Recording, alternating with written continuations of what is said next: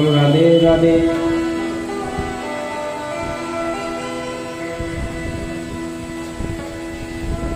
आचार्य सुखदेव जी महाराज कहते हैं राजन, इसी वंश में एक और प्रतापी राजा हुए जिनका नाम था प्राचीन बरही राजा।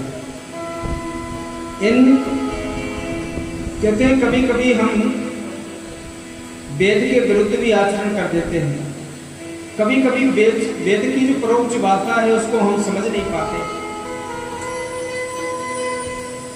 इसमें वेद के विरुद्ध आचरण कर दिया। ध्रुव जी महाराज के वंश में ये उत्पन्न हुआ, लेकिन कहते हैं कि बिना सोचे विचारे वेद में लिखा था तथा बलिम आल वेद, तो हजारों घोड़ा बकराओं की बलि चढ़ा दी। कहते संत नारद का एक दिन आगमन हुआ। संत नारद जी ने कहा, बोले मेरे पापी को बहुत देखे पर तुम्हारे जैसा नहीं देखा राजन। ये निरपराध बकरा घोड़ा जो तुमने यज्ञ में इनकी बलि दी है, ये एक एक करके तुमसे बदला लेंगे।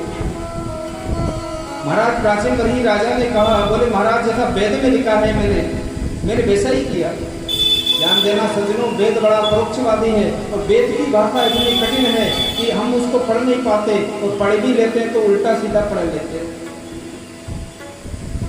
जैसे वेद में लिखा होता है कि तथा वर कन्या आल भेद, तो वर कन्या का आल भेद करे, स्पर्श करे। बलि का अर्थ होता है स्पर्श कराना, मारना नहीं होता।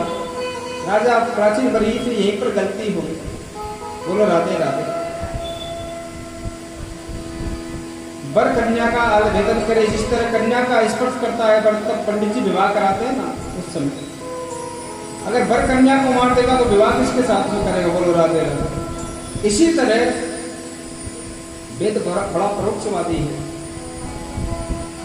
राजा प्राचीन बरही को नारद जी ने पुरंजन और पुरंजनी नाम का उपाख्यान श्रवण कराया, और राजा प्राचीन बरही को सद्बुद्धि प्रदान की संत नारद ने। ये कथा सभी भागवत की कथा अनंत है, लेकिन मैं समय के अभाव के कारण इन कथाओं को थोड़ा सूक्ष्म दृष्टि डाल करके इन कथाओं का श्रवण कर रहे हैं हम सभी। बोलो राधे राधे। सुखदेव जी महाराज कहते हैं, राजा परीक्षित इसी वंश में आगे चल करके एक और महान प्रतापी राजा हुए जिनका नाम था महाराज ऋषभदेव। ऋषभदेव ऐसे राजा थे जिनके 100 पुत्र हुए, और 100 पुत्र में से सभी पुत्रों को ऐसा आत्म उपदेश दिया कि 99 भाई विरक्त हो गए। ज्येष्ठ पुत्र को राजगद्दी पर अभिषिक्त कर दिया, जिनका नाम था भरत। भरत जी महाराज के मन में भी एक दिन ग्लानि हुई कि मेरे सभी 99 भाई घर को छोड़ करके, इस राजकाज को छोड़ करके भगवत भक्ति के लिए निकल पड़े हैं, और मुझे देखो राजकाज का सुख भोगते भोगते अनंत वर्ष व्यतीत हो गए। ध्यान देना, ये तृष्णा हमारी जो है ना, ये इस तरह से है कि इसको जितना बढ़ावा देंगे उतनी बढ़ती जाती है। आज हमारे पास में एक छोटा सा घर है तो मन में विचार आएगा कि सामने वाले पड़ोसी के कितना बड़ा मकान है, इतना बड़ा मेरे भी होता, फिर इसके गाड़ी है तो मेरे भी होती।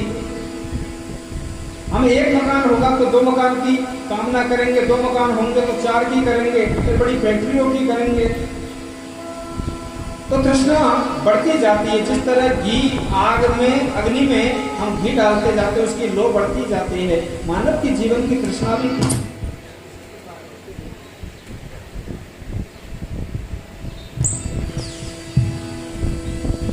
तो मानव जीवन की तृष्णा भी इसी प्रकार बढ़ती रहती है। बोलो राधे राधे। भरत जी महाराज के मन में ग्लानि हो गई, चाह गई चिंता नसी मनवा बेपरवाह,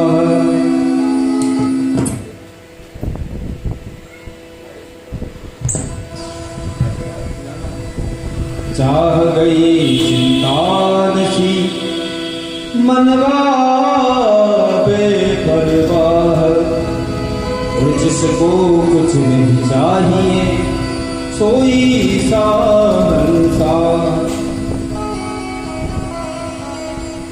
भरत जी महाराज राज को त्याग करके, हुक्म करो, राज काज को त्याग करके और जहां पर भगवान शालिग्राम जी का प्राकट्य होता है दामोदर कुंड, उसी नदी में जाकर के समाधि लगाई, जल में खड़े होकर के भगवान का भजन करने लगे। ओम नमो भगवते वासुदेवाय, ओम नमो भगवते वासुदेवाय। तो कहते हैं भरत जी महाराज का ऐसा अभ्यास है, पूरा दिन पूरी रात्रि व्यतीत हो जाती पर भगवान का ध्यान करते हैं।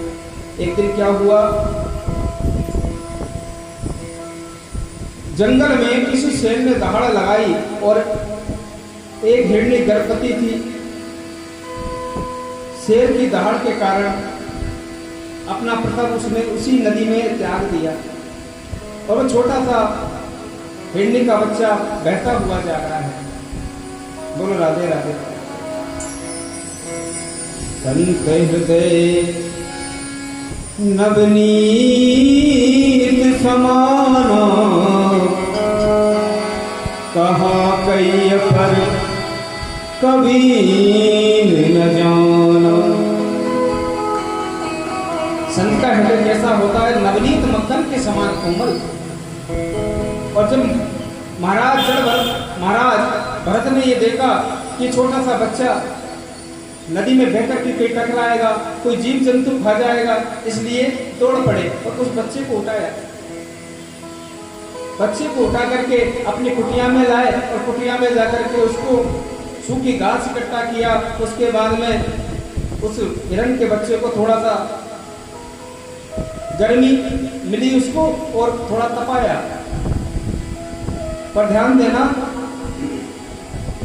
हिरण का बच्चा थोड़ा बड़ा हुआ तो अब उसके मन भगवान के प्रति जो भक्ति भरत जी महाराज की थी, अब वो भक्ति में से तो मन हट गया, भक्ति से ध्यान टूट गया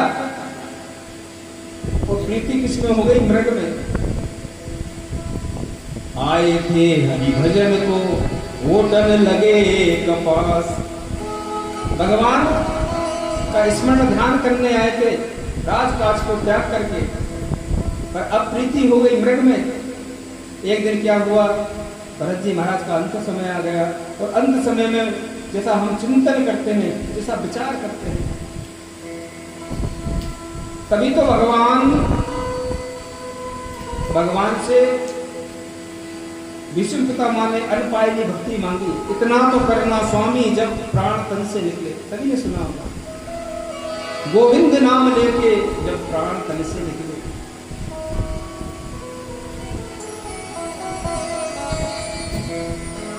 और अंत समय में उसी मृग की याद करते करते भरत जी महाराज का प्राणांत हो गया।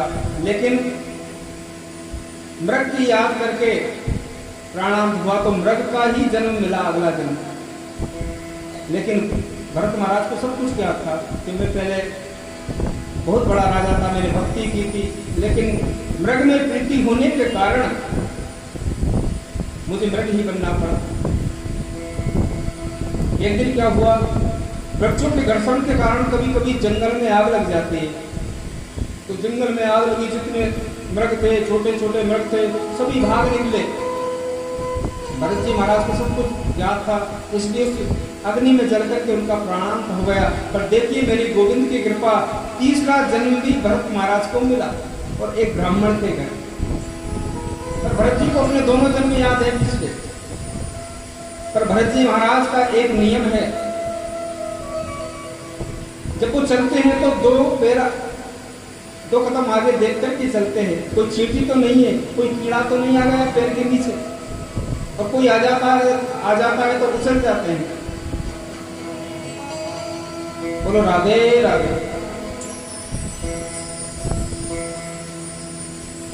पंडित जी ने विचार किया मन में, उनके पिताजी ने विचार किया, देखो बेटा हम ब्राह्मण हैं, कर्मकांड करना चाहिए, भागवत कथा सीखो, नहीं तो हमारी उधर पूर्ति कहां से होगी? गुरुकुल में जाके पढ़ाई करो, पहले रुद्राष्टाध्यायी पढ़ो, फिर गृह शांति का पठन पाठन करो। भरत जी महाराज ने मन में विचार किया, अगर मैं इस कर्म कांड को सीख गया या फिर कर्म कांड को करने लगा तो भगवान की भक्ति तो मुझे प्राप्त नहीं हो सकती।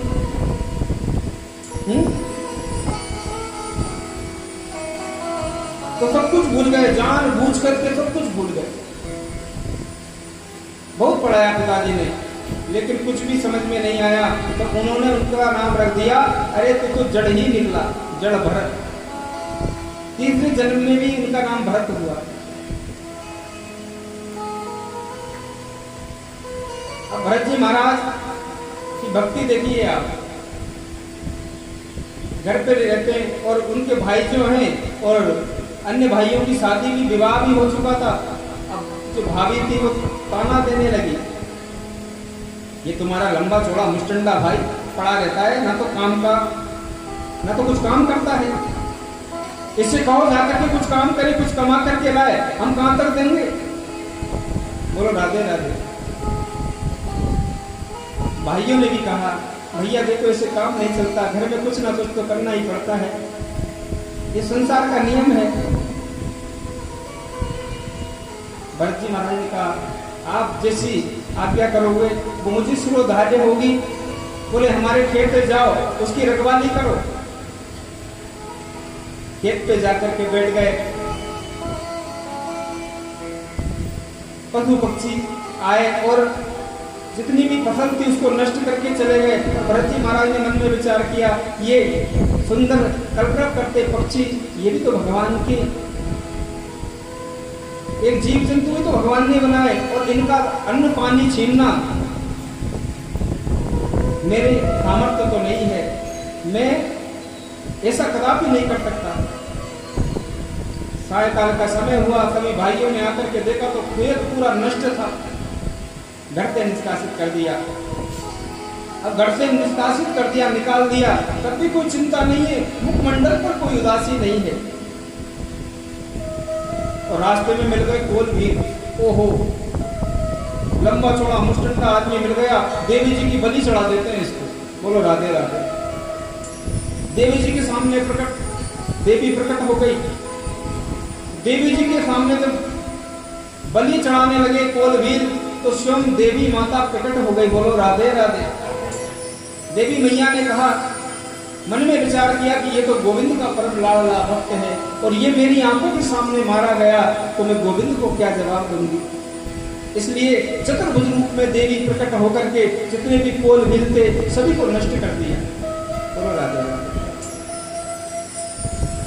ध्यान देना, देवी मैया ने रक्षा भी कर दी, तब भी कोई ना तो मुखमंडल पर खुशी है ना उदासी है। आगे चल दिए। रघुपत राजा सत्संग करने के लिए जा रहे थे पालकी में बैठ करके। एक कहार पालकी का बीमार हो गया। राजा ने कहा, क्या हुआ? बोले एक कहार बीमार है, चला नहीं जाता। अच्छा है, सारी प्रजा तो हमारी सेवक है, किसी को भी लाकर के पालकी में लगाओ। सैनिकों ने देखा तो कोई नहीं मिला, जड़ भरत उधर से निकल के आ रहे थे। ये बहुत अच्छे हैं, चलो इनको ले चलते हैं। तो पालकी में जाकर के लगा दिया, तब भी कोई व्यास नहीं है, पालकी में चलने लगे। लेकिन उनका नियम था कि दो पैर आगे देख करके चलते। अब जैसे सामने कोई चींटी कीड़ा सामने आता तो छलांग लगाई, तो छलांग लगाते हैं तो पालकी में जो बैठा है ना उसकी क्या हालत होगी। बल्ली से सिर टकराया बड़ा जोर का। रघुपत राजा ने कहा, अरे ये कौन है, उसको चलना नहीं आता, इससे कहो कि अच्छी तरह चले, नहीं तो इसकी ऐसी खातिरदारी करूंगा जीवन पर्यंत याद रखेगा।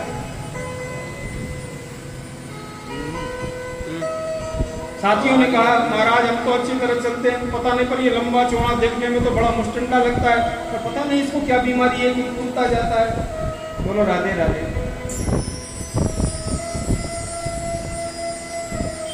इससे कहो अच्छी तरह पालकी चलाए। फिर कोई सामने जीव जंतु आया, कीड़ा मकोड़ा सामने आया, फिर छलांग लगाई, तो दोबारा जब सिर टकराया तो रघुपत राजा ने कहा, अरे तू तो जड़ ही है, मूर्ख, तुझे समझ में नहीं आता कि पालकी में बैठने वाले की क्या दशा हो सकती है जब नीचे कहार चलने वाला कूदेगा तो। जड़भरत चलने लगे, लेकिन एक सुंदर बात कही कि महाराज जो पालकी में बैठा है और पालकी में बैठने वाला कहार को क्या श्रम होता है, उसको क्या जान सकता है। आपने कभी पालकी का कहार बन के देखा हो तो आपको मालूम हो। रघुगण राजा ने समझा शायद कश्यप या अंगिरा या भरद्वाज गौतम कोई संत है जिसका मैंने अपराध कर दिया, पालकी से नीचे कूद पड़ा। महाराज मुझसे बहुत बड़ी गलती हो गई, मैं आपसे क्षमा मांगता हूँ, आपकी चरण वंदना करता हूँ। आप बताइए आप कौन हैं, या आप सप्त ऋषियों में से कोई एक महान संत हैं, आपका परिचय दे।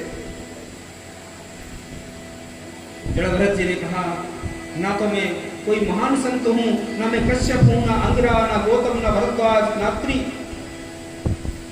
राजन तुमने कहा कि अच्छी तरह पालकी चलाओ, ऐसी खातिरदारी करूंगा कि जीवन पर्यंत याद रखोगे।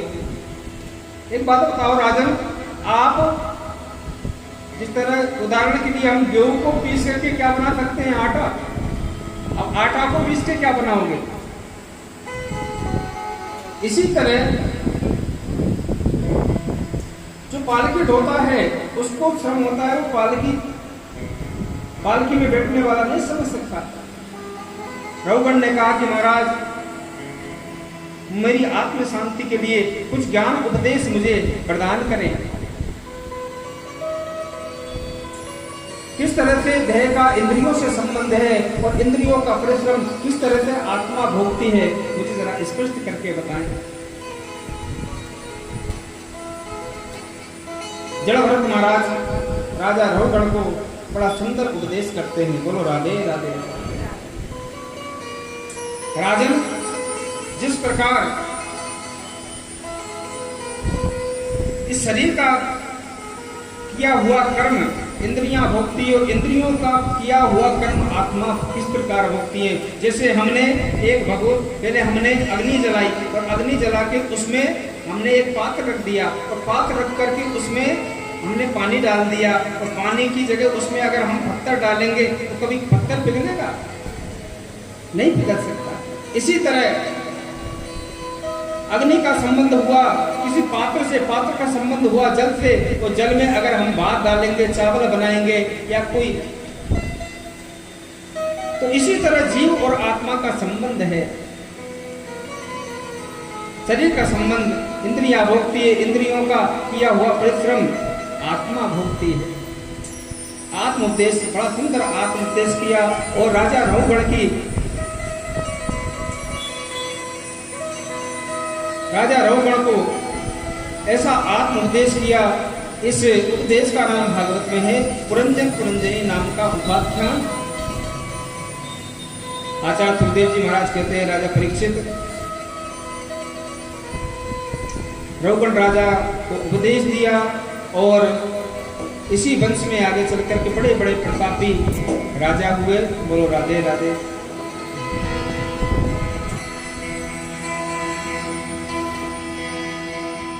जय जय राधा।